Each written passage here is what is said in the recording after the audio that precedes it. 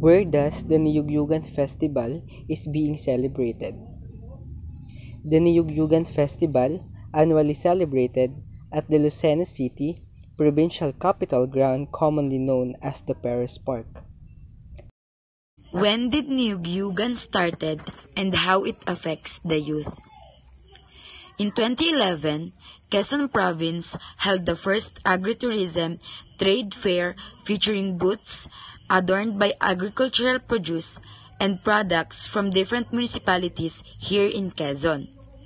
In 2012, the very first provincial festival called Niyugyugan Festival, the celebration of the Tree of Life, was organized. This event has a big impact to the youth. The mainly participant of this festival is the youth of different municipalities in Quezon. They are the one who perform and show their talents in dancing, pageant, singing, and etc. As a previous dancer of Niyugyugan Festival, I do think that it is an effective way of promoting the culture and practices of Quezon. Given that I am also a Gen Z who didn't have the chance of witnessing the growth of Quezon's tradition, participating in the said festival helped me gain knowledge and ideas regarding the heritage of our province. Additionally, I felt like I connected with Quezon more than ever as I got to represent my hometown, which is Dolores. Who are those people who is allowed or required to join in this kind of competition? Since the Niyugyugan Festival are celebrated in the province of Quezon, the allowed participants here are only the residents inside the said province, and it is the Quezonians.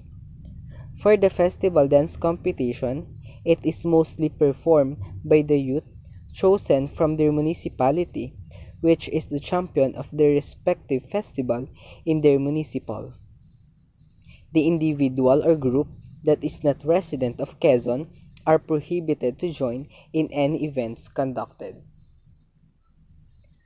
Why do we think we should continue patronizing this festival and why we should participate here? We need to patronize and participate in this festival because as a Quezonians, we have aims in everything we do. Like this festival, it aims to showcase the Tree of Life, which has been the main source of income for most of Quezonians in the early part of the century. It also aims to shake the industry by featuring the culture, tradition, values, and everything that depicts the Tree of Life and how it affects the life of a typical Quezonian.